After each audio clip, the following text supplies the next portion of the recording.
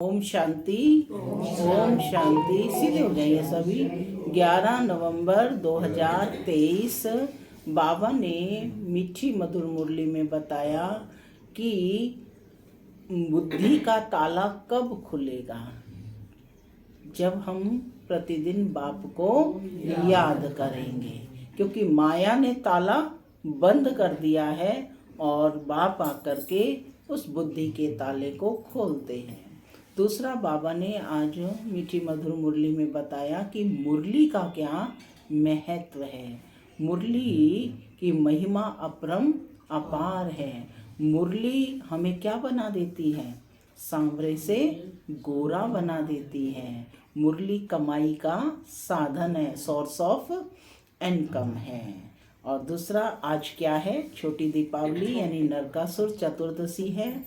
तो हमें अपने अंदर के राक्षस को, यानी हमें अपने अंदर के असुरों को, बुराइयों को, काम, क्रोध, लोभ, मोह, अहंकार, इनसे मुक्त बन करके सच्ची दीपावली मनानी है। तो दीपावली की आप सबको बहुत बहुत मुबारक हो, मुबारक हो, मुबारक हो।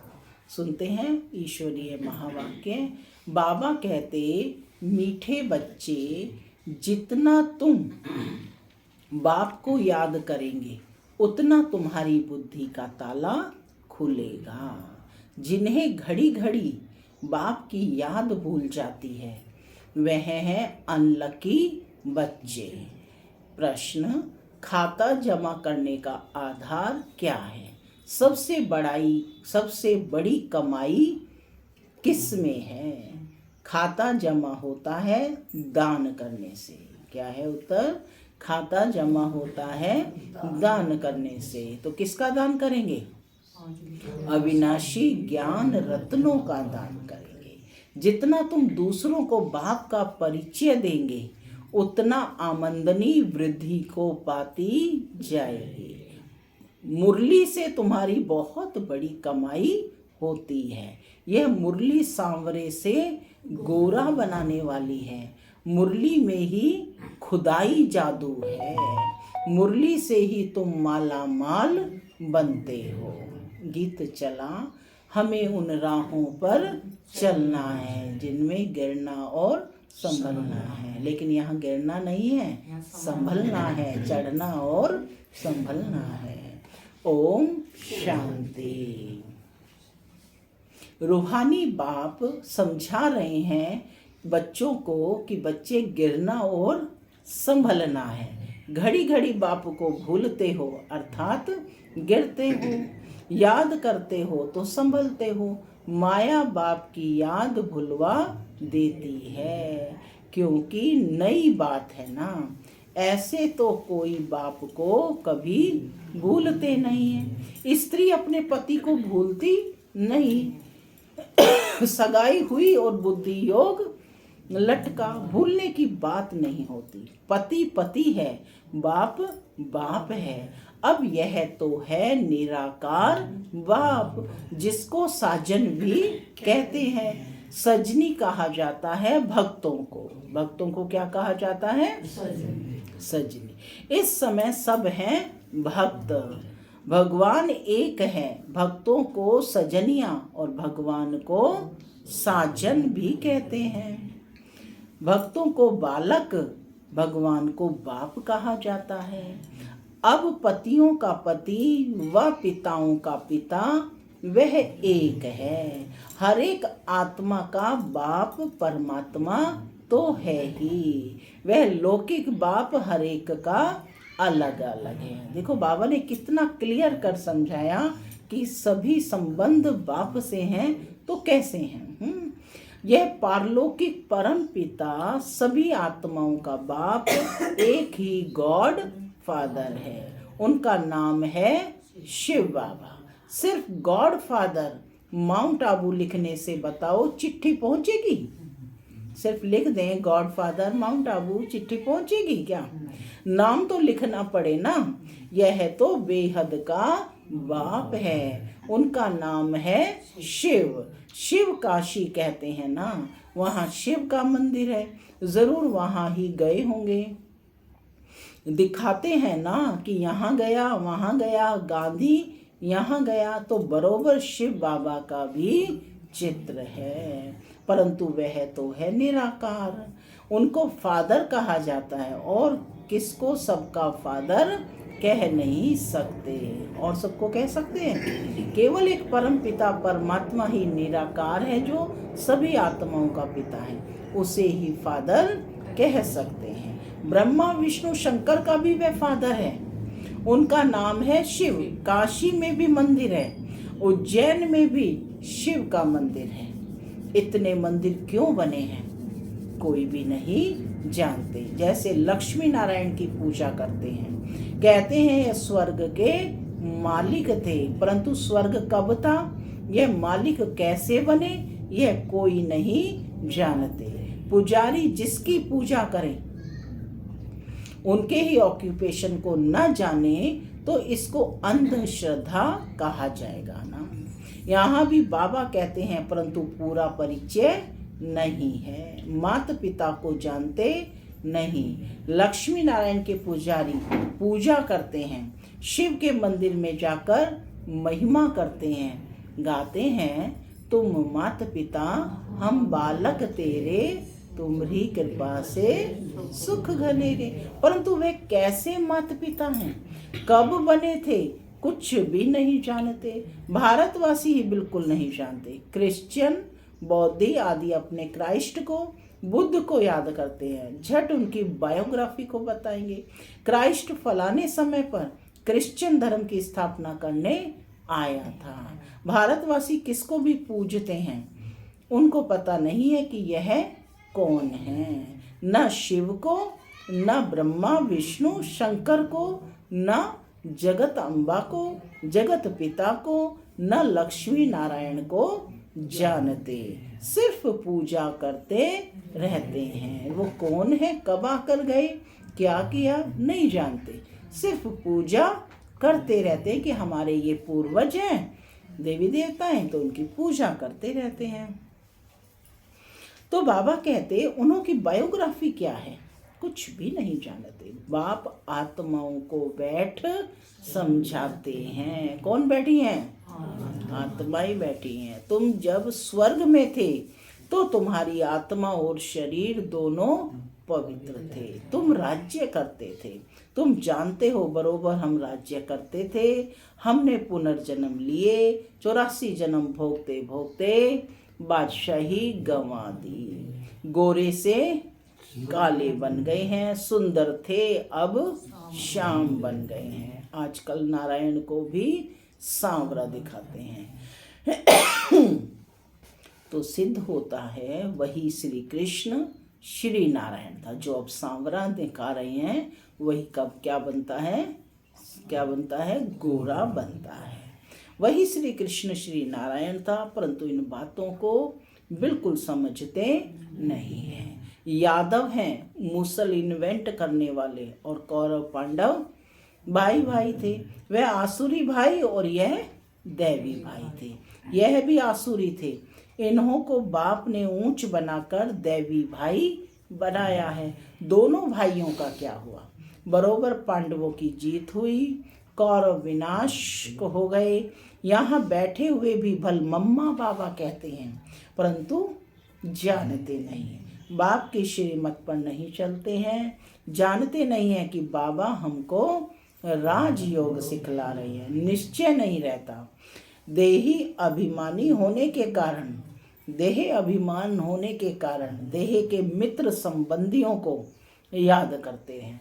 यहाँ बैठे भी जब देही आत्मा समझ कर नहीं बैठेंगे तो दूसरे संबंधी याद आते रहेंगे। यहाँ तो देही बाप को याद करना है, यह नई बात हो गई, मनुष्य कोई समझा ना सके। यहाँ माता पिता के पास बैठे हुए भी उनको जानते नहीं, यह वंडर है ना।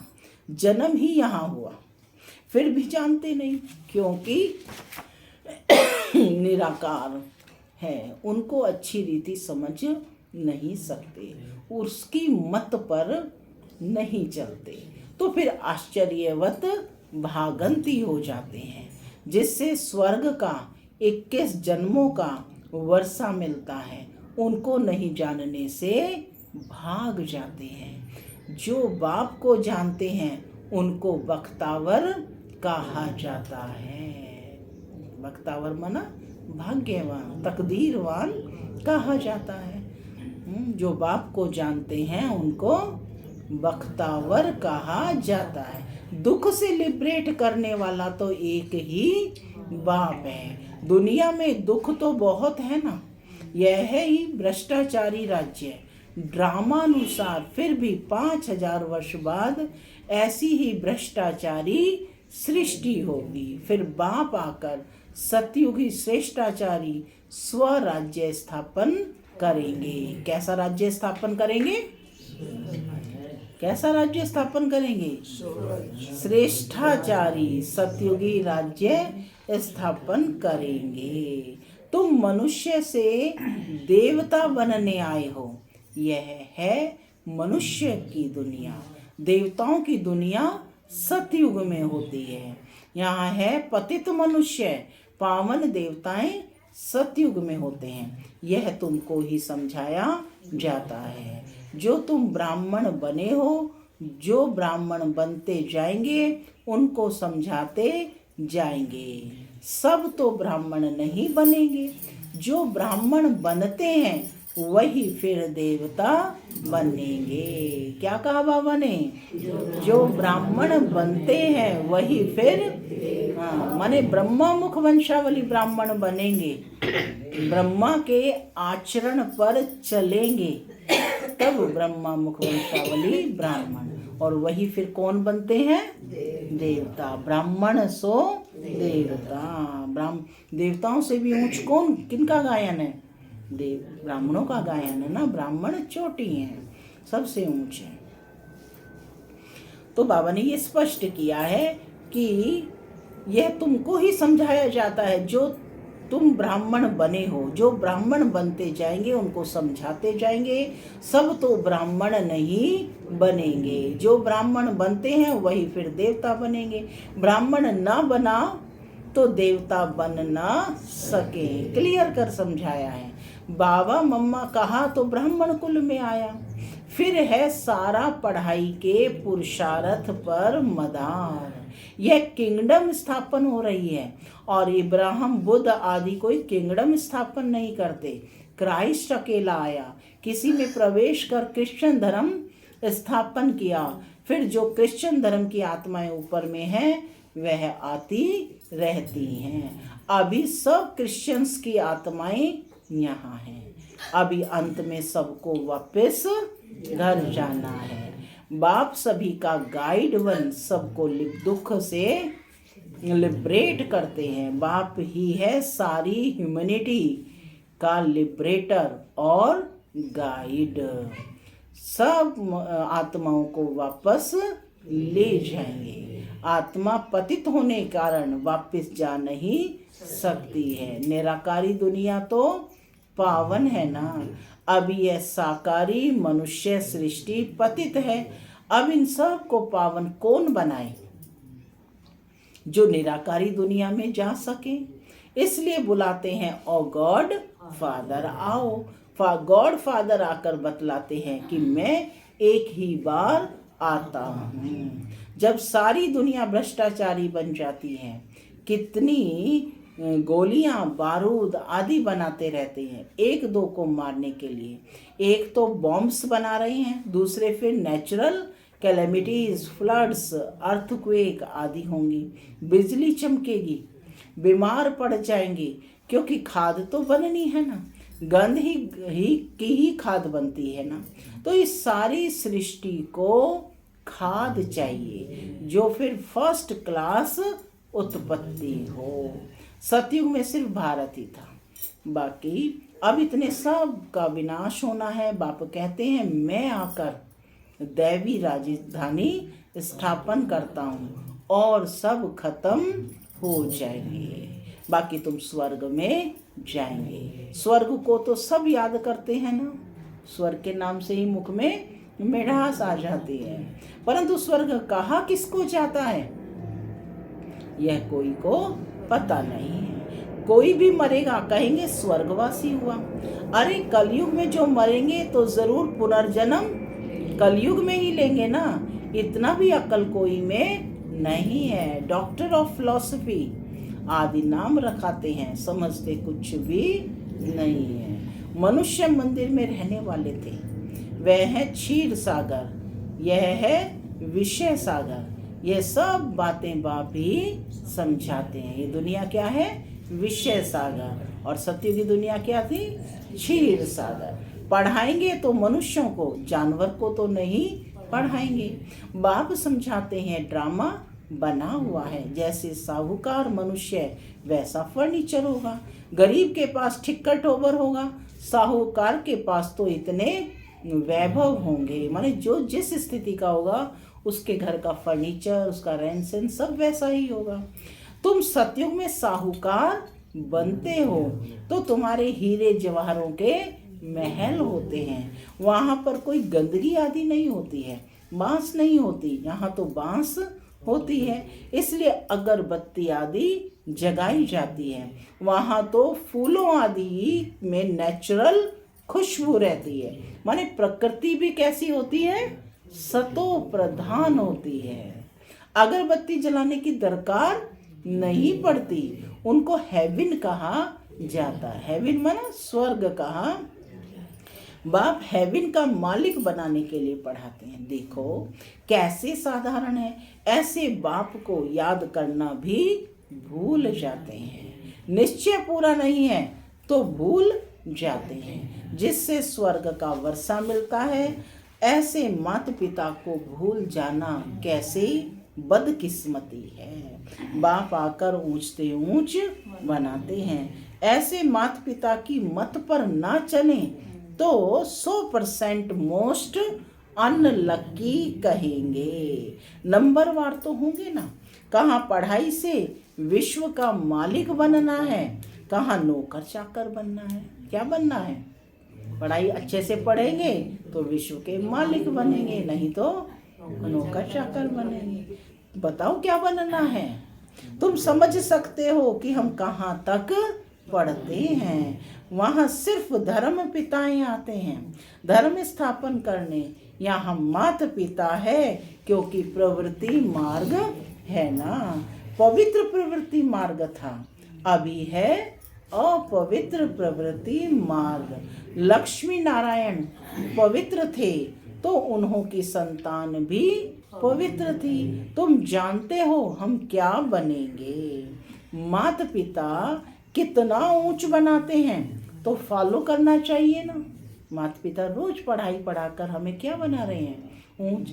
अच्छी रीति से पढ़ेंगे तो ऊंच पद पाएंगे। भारत को ही मदर फादर कंट्री कहा जाता है। सतयुग में सब पवित्र थे, यहाँ सब पतित हैं। कितना अच्छी रीति समझाया जाता है, परंतु बाप को याद नहीं करते तो बुद्धि का ताला बंद हो जाता है। सुनते सुनते पढ़ाई छोड़ देते हैं तो ताला एकदम बंद हो जाता है। माने जो कुछ ग्रहण किया वो सब भूल जाता है, यदि उसका अभ्यास नहीं करेंगे तो। स्कूल में भी नंबरवार है। पत्थर बुद्धि और पारस बुद्धि कहा जाता है। पत्थर बुद्धि कुछ भी समझते नहीं, सारा दिन में 5 मिनट भी बाप को याद नहीं करते हैं। 5 मिनट याद करेंगे तो इतना ही ताला खुलेगा। जास्ती याद करेंगे तो अच्छी रीति ताला खुल जाएगा। सारा मदार याद पर है। किस पर है सारा मदार? याद पर है। कोई कोई बच्चे बाबा को पत्र लिखते हैं कि प्रिय बाबा व प्रिय दादा। अब सिर्फ प्रिय दादा पोस्ट में चिट्ठी डालो तो किसी को मिलेगी क्या? नाम तो चाहिए ना। बिना नाम की चिट्ठी भेज दो प्रिय दादा प्रिय बाबा तो चिट्ठी किसको मिलेगी? दादा दादियाँ तो दुनिया में बहुत है। अच्छा, आज दीपावली है, दीपावली पर नया खाता रखते हैं। तुम सच्चे सच्चे ब्राह्मण हो। कौन हो दया माता? ब्राह्मण हो। वह ब्राह्मण लोग व्यापारियों से नया खाता रखाते हैं। तुमको भी अपना नया खाता रखना है, परंतु यह है नई दुनिया के लिए। भक्ति मार्ग का खाता है बेहद घाटे का। तुम बेहद का वर्षा पाते हो, बेहद की सुख शांति पाते हो। यह बेहद की बातें बेहद का बाप बैठ समझाते हैं, और बेहद का सुख पाने वाले बच्चे ही यह समझ सकते हैं। बाप के पास कोटों में कोई ही आते हैं। चलते चलते कमाई में घाटा पड़ता है तो जो जमा किया है वह भी ना हो जाती है। तुम्हारा खाता वृद्धि को तब पाता है जब कोई को दान देते हो। दान नहीं देते हो तो आमदनी की वृद्धि नहीं होती है। तुम पुरुषार्थ करते हो, आमदनी की वृद्धि हो वह तब होगी जब किसको दान करेंगे, फायदा कराएंगे। कोई को बाप का परिचय दिया, गोया जमा हुआ। परिचय नहीं देते हो तो जमा भी नहीं होता है। तुम्हारी कमाई बहुत बहुत बड़ी है, तो क्या करना है? परिचय देना है ना, सेवा का पॉइंट है। मुरली से तुम्हारी सच्ची कमाई होती है। सिर्फ यह मालूम पड़ जाए कि मुरली किसकी है। मुरली किसी व्यक्ति की नहीं है, मुरली किसकी है? शिव बाबा की। कौन है शिव बाबा? मुरलीधर है ना। यह भी तुम बच्चे जानते हो, जो सांवरे बन गए हैं उन्हों को ही गोरा बनने के लिए मुरली सुननी है। मुरली तेरी में है जादू। खुदाई जादू कहते हैं ना, खुदाई जादू, खुदा का जादू है इसमें। तो इस मुरली में खुदाई जादू है। यह ज्ञान भी तुमको अभी है। देवताओं में यह ज्ञान नहीं था। जब उनमें ही यह ज्ञान नहीं था तो पिछाड़ी वालों में यह ज्ञान कैसे हो सकता है? शास्त्र आदि भी जो बाद में बनते हैं वे सब खत्म हो जाएंगे। तुम्हारी ये सच्ची गीताएं तो बहुत बड़ी हैं, थोड़ी हैं। दुनिया में तो वह गीताएं लाखों की अंदाज में होंगी। वास्तव में यह चित्र ही सच्ची गीता है। ये जो हमारे प्रदर्शनी के चित्र हैं यही सच्ची गीता है।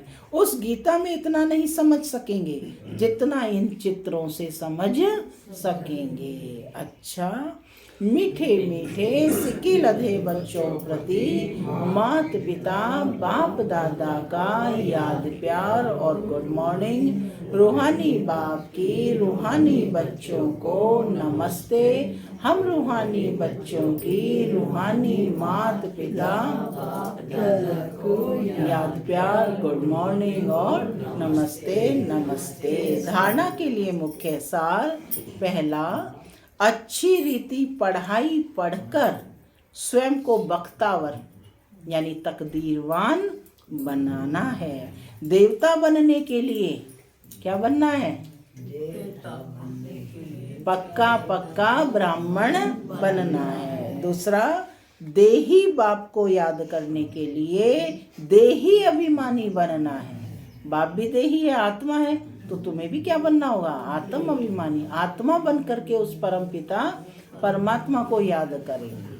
देह को भी भूलने का अभ्यास करना है। वरदान: सदा अपने को सारथी और साक्षी समझ देह भान से न्यारे रहने वाले योग युक्त भव।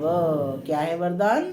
सदा अपने को सारथी और साक्षी समझ देह भान से न्यारे रहने वाले योग युक्त भव। क्या बनना है? योग युक्त।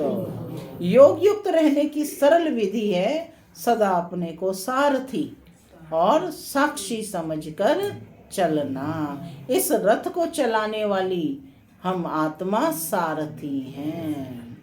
यह स्मृति स्वतः इस रथ अथवा देह से व किसी भी प्रकार के देहभान से न्यारा बना देती है। देहभान नहीं तो सहज योग युक्त बन जाते हैं और हर कर्म की भी युक्ति युक्त होता है। स्वयं को सारथी समझने से सर्व कर्मेंद्रियां अपने कंट्रोल में रहती हैं। वह किसी भी कर्मेंद्रियों के वश नहीं हो सकते। स्लोगन, विजयी आत्मा बनना है तो अटेंशन और अभ्यास इसे निजी संस्कार बना लो। विजयी आत्मा बनना है तो अटेंशन और अभ्यास इसे निजी संस्कार बना लो। ओम शांति, ओम शांति।